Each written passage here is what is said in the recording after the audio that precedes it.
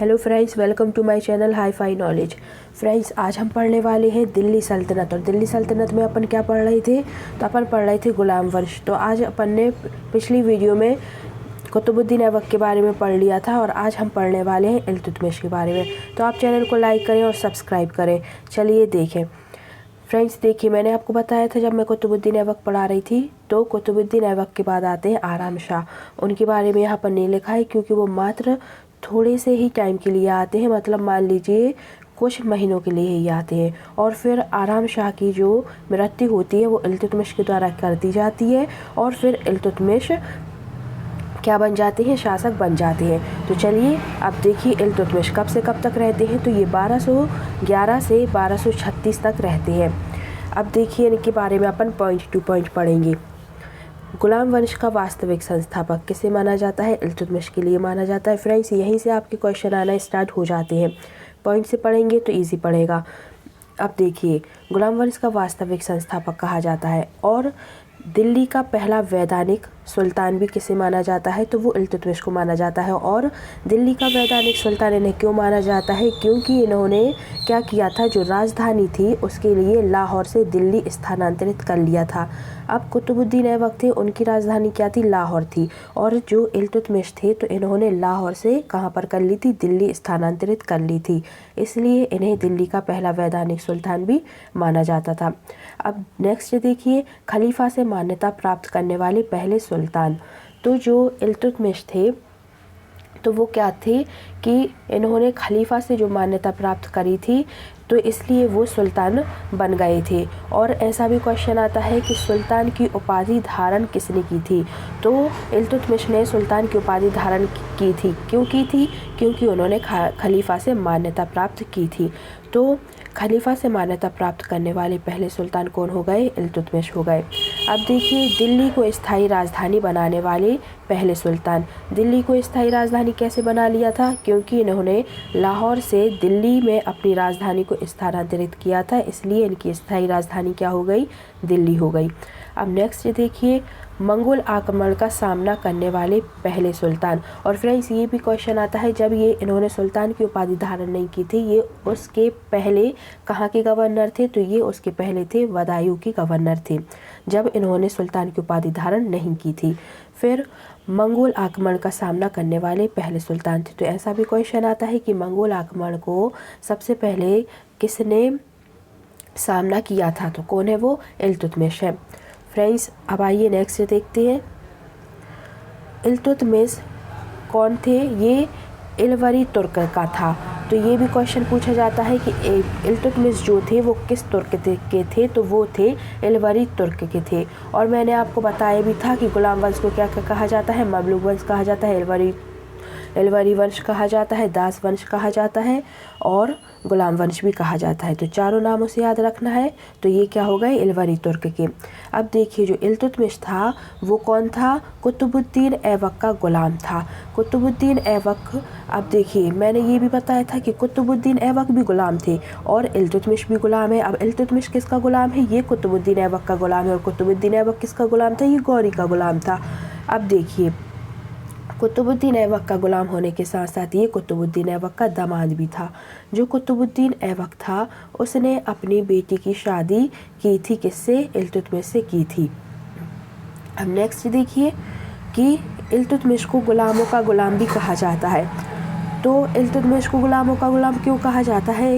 इल्तुतमिश को गुलामों का गुलाम इसलिए कहा जाता है क्योंकि ये कुतुबुद्दीन ऐबक का गुलाम था।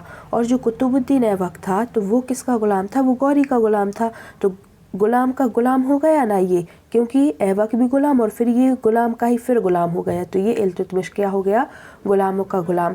फ्रेंड्स, ये सारे सुपर इम्पोर्टेंट पॉइंट है। तो आप, मैं एक एक पॉइंट आपको समझा भी रही हूँ कि ऐसा क्यों हुआ। तो आप अच्छे ध्यान रखिएगा और हर पॉइंट याद रखिएगा, कोई भी पॉइंट मत छोड़िएगा। क्योंकि जो ये है गुलाम वंश, और गुलाम वंश में सबसे ज़्यादा क्वेश्चन ऐबक और इल्तुतमिश से ही पूछे जाते हैं और रज़िया से भी एक दो ही क्वेश्चन पूछे जाते हैं। अब नेक्स्ट देखिए, कुतुबुद्दीन ऐबक ने 1 लाख जीतल में इल्तुतमिश को खरीदा था। तो जो ऐबक था उसने क्या किया था कि इसके लिए पहले 1 लाख जीतल में ख़रीद लिया था और फिर जो अपनी बेटी थी उसकी शादी करवा दी थी इल्तुतमिश से। तो इल्तुतमिश उसका क्या बन गया था, दामाद भी बन गया था और फिर उसका ग़ुलाम भी बन गया था, इसलिए इसे ग़ुलामों का ग़ुलाम भी कहा जाता है। अब देखिए इल्तुतमिश ने और क्या करवाया था, इसने अपने नाम के सिक्के चलवाए थे। तो ये क्वेश्चन भी पूछा गया है कि ऐसा कौन सा शासक था जिसने अपने नाम के सिक्के चलवाए हैं, तो वो है इल्तुतमिश। अब नेक्स्ट देखिए, इसने अपनी राजधानी को लाहौर से दिल्ली स्थानांतरित किया। ये मैंने आपको स्टार्ट में ही बताया था कि इसे दिल्ली का वास्तविक संस्थापक क्यों कहा जाता है, क्योंकि इसने दिल्ली से मतलब लाहौर से दिल्ली अपनी राजधानी को स्थानांतरित किया था। अब नेक्स्ट देखिए, जब तराइन का तृतीय युद्ध हुआ था जो कि 1215 में हुआ था, तो इसने क्या किया था, यलदोज को परास्त किया था। ठीक है, किसमें, तराइन के तृतीय युद्ध में। तो क्वेश्चन आता है कि इसने यलदोज को किस युद्ध में परास्त किया था, तो तराइन के तृतीय युद्ध में किया था। और इसने अक्ता और इक्ता प्रणाली का जनक किसे कहा जाता है, तो इल्तुतमिश को कहा जाता है। फ्रेंड्स, कहीं आपके लिए अक्ता लिखाई देगा और कहीं पर इक्ता, तो आपको दोनों ही नाम से याद रखना है। इक्ता और अक्ता प्रणाली का जनक इल्तुतमिश है। अब देखिए, गुलाम चालीसा या तुर्कान चहलगी का गठन किया था। या तो आपको गुलाम चालीसा दिखाई देगा या तुर्कान चहलगी का गठन किया था। किसने किया था, तो इल्तुतमिश ने किया था। तो आपको ये भी याद रखना है। और फिर देखिए, और गुलाम चालीसा क्या था, ये प्रशासन को चलाने के लिए एक 40 लोगों का दल था। तो इसने गुलाम चालीसा और तुर्कान चहलगी का गठन किया था। और जो ये चालीसा था, ये क्या था, विश्वासी गुलाम सरदारों का एक गुट था जो प्रशासन चलाने के लिए 40 लोगों का एक गुट बनाया गया था। तो इसकी भी गठन किसने किया था, वो इल्तुतमिश ने किया था। अब देखिए, इल्तुतमिश पहला सुल्तान था जिसने शुद्ध अरबी के सिक्के चलाए थे। फ्रेंड्स, ऐसा हिस्ट्री में बहुत से लोगों ने सिक्के चलवाए हैं, जैसे किसी ने चांदी के सिक्के चलवाए हैं, चंद्रगुप्त द्वितीय ने, और इन्होंने क्या करवाया है, इन्होंने शुद्ध अरबी के। तो ऐसा पूछा जाएगा क्वेश्चन कि शुद्ध अरबी के सिक्के किसने चलवाए, तो आपको सिक्के अकेले से याद नहीं रखना है, आपको ये याद रखना है कि शुद्ध अरबी के तो किसने चलवाए, ये इल्तुतमिश ने। क्योंकि कहीं पर फिर आगे आपको मिलेगा, जब आप मौर्य वंश पढ़ रहे होंगे तो वहाँ पर भी सिक्के चलवाए गए हैं, तो वो आपको आगे दिखेगा जब मैं वो पढ़ाऊँगी। अब देखिए, इसने चांदी का टका और तांबे का जीतल, तो ये भी क्वेश्चन एग्ज़ाम में आया हुआ है कि चांदी का टका और तांबे का जीतल नामक सिक्के जो थे वो किसने चलवाए हैं, तो वो चलवाए हैं इल्तुतमिश ने। अब देखिए, इनकी बेटी होती है, इनकी बेटी रजिया सुल्तान। तो जो इल्तुतमिश थे तो उन्होंने किसे उत्तराधिकारी घोषित किया था, इन्होंने अपनी बेटी रजिया सुल्तान को अपना उत्तराधिकारी घोषित किया था। अब नेक्स्ट देखिए, निर्माण कार्य। अब देखिए, कुतुब मीनार का जो निर्माण था तो उसे इन्होंने पूरा करवाया था। और मैंने बताया था कुतुबुद्दीन ऐबक थे जो उन्होंने कुतुब मीनार का निर्माण को स्टार्ट कराया था, और वो पहली इमारत बनवाई थी उन्होंने, और फिर वो पूरा काम नहीं करवा पाए थे। क्यों नहीं करवा पाए थे, क्योंकि उनकी मृत्यु हो जाती है।